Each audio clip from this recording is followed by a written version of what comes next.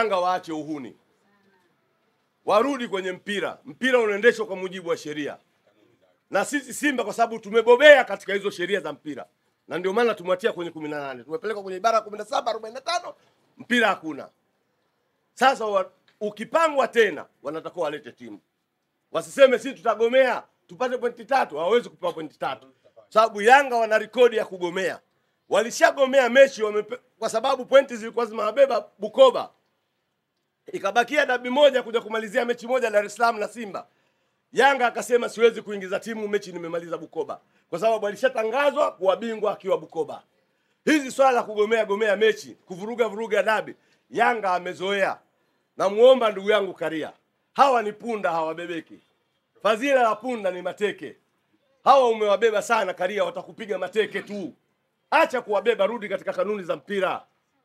Ukiwaacha kuwabeba hawa, watakuheshimu. Leo wanaishi kwa mazoea yale uliowazoesha. Sasa wanakuja wanakulazimisha ukubaliane na makosa ya wazi ambayo wameyafanya, useme Yanga hajafanya makosa.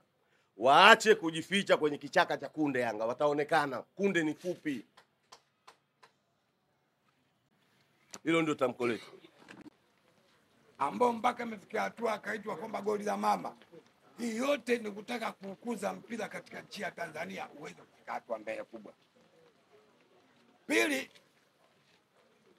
mimi bado nampongeza bwana Rais wa TFF bwana Karia na kamati yake kwa kazi kubwa ambayo wameifanya kwa kipindi hiki cha miaka 10.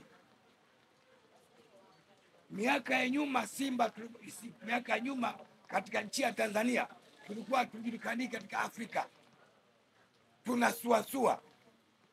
Lakini leo hii bwana Karia na uongozi wake, nchi ya Tanzania inapeleka timu 4 AFCON katika mashindano ya kimataifa. Yanga hii analalamikia imefika fainali.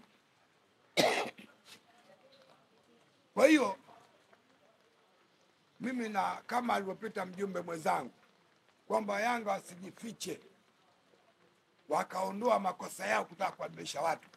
Hakuna kiongozi bora aliyepandisha mpira katika nchi ya Tanzania kama Karia.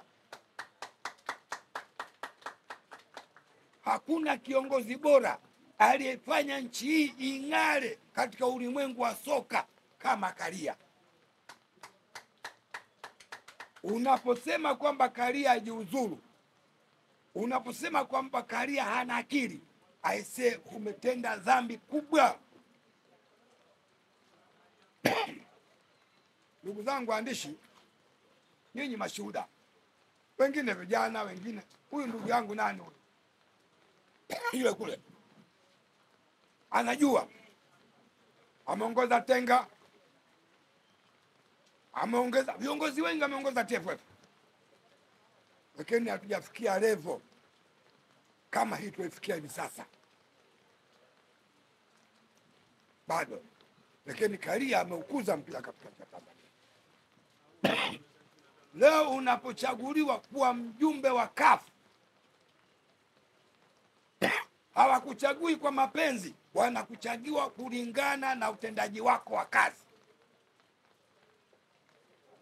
Kazi aliyofanya Karia katika nchi ya Tanzania ndio iliyomsababisha achaguliwa kuwa mjumbe katika bodi kwenye kamati ya CAF. Leo hii unapomwambia kwamba Karia hajiuzuru, Karia hafai, Karia hana akili, aisee, utendi haki hata kidogo. Yanga amezoea, Yanga wanapenda sana kubebwa kama marehemu. Marehemu ndo anabebwa, lakini mtu mwenye akili zako timamu, mwenye uwezo wako, unatakiwa utembee mwenyewe kwa miguu yako.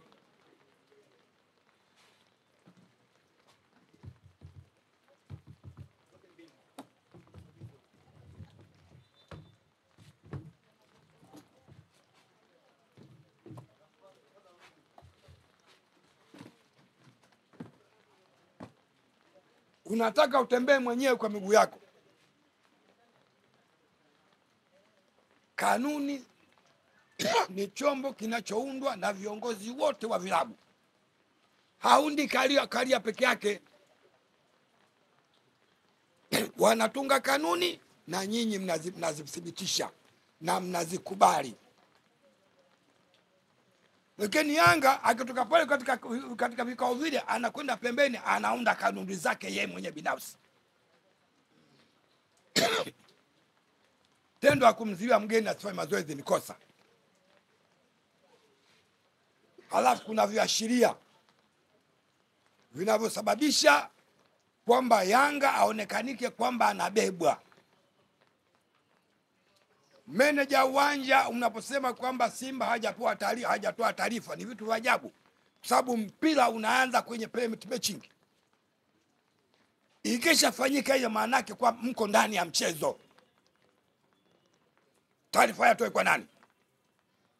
Lakini hiyo ni mipango imefanywa na Yanga. Ifanya mipango kwa sababu gani? Waliogopa kwamba Simba kesho kama hakutupiga goli 5 na kwetu tukapiga goli 7, wangekufa goli 7 hata kostaki. Wakaogopa. Na kama kweli wanaume kweli, kesho tuna mechi KMC, waje. Swali kuja kule Bunjo.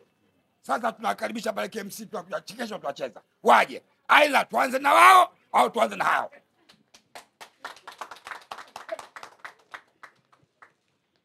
Wasimtishie mtu, asimtishie nyavu. Waje tu.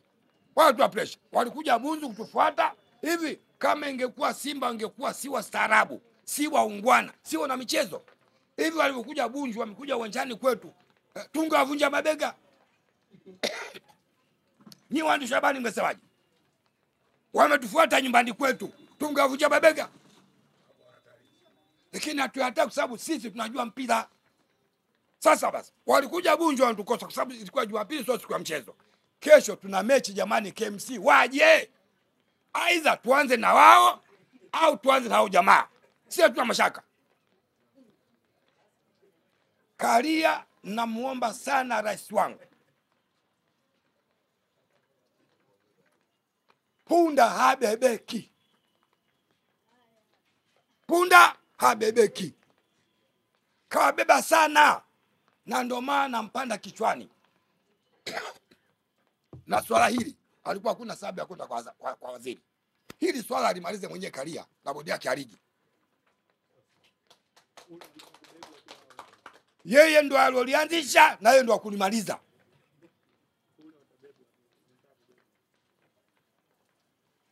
Kwa hiyo mimi ninachomuomba ndugu yangu, bodi ya ligi pamoja na TFF, kwamba ule upole sasa wauondoe, wajaribu kwenda katika misingi ya sheria na kanuni. Wakenda katika misingi ya kanuni, hapo atakuwa amewakomesha Yanga, kwa sababu Yanga ni watu wanaebebwa kama maiti. Kwa kusema haya, asalamu alaykum.